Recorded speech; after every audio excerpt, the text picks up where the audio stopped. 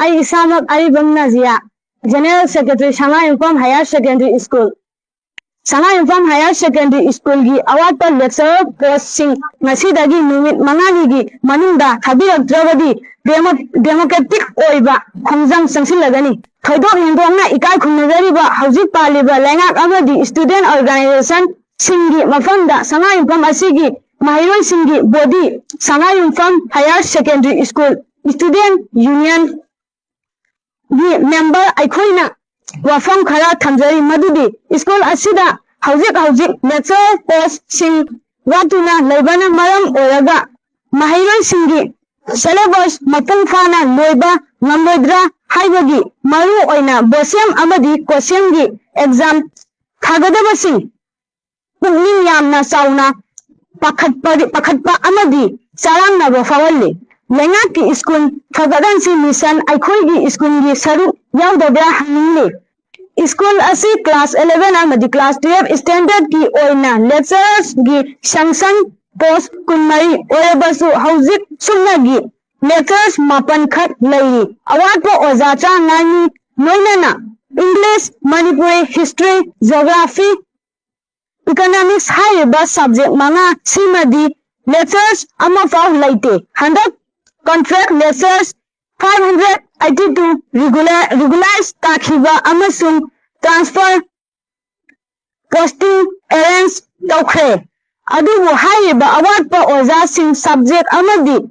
amamunda oyabasu pirinaba kaya haijakhrebasu lengakna tabidana leirakli oza yaudana matau karamna lairik tamgadabano hangni lecturers transfer and posting arrangement matau karamna tawkhibage proper inquiry tawkhibra tawrabadi karamba database da yumpham oiraga tawkhibano hangni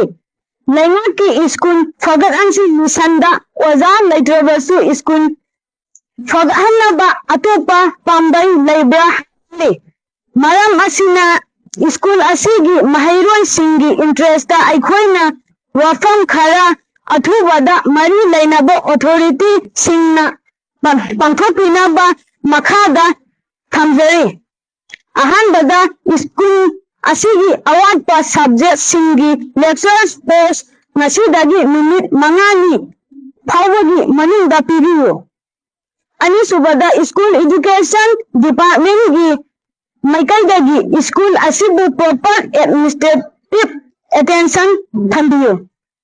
thamjariba wafam ani asida authority na thabak oina pangthopiraktraba amadi positive response pibiyakrabadi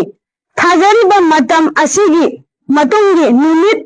22 August tagi democratic oiba khongjang kaya school asigi mahiroi sing amadi parents ka khusannaraga sangsinjaragani maduna thawakpa teksak khudingmak ki daita lengak ki authority singna pujagadabani moinana ebak asigi bias laitaba student organization khudingmakna school asigi oiriba fibam sing asibu yangsinbiyu haina appeal tawjari aikhoina thajai madudi oza sudaba school amagi mahiroi singi awaba soidana lengakna khambirani amadi thabak oina pangthokpirakani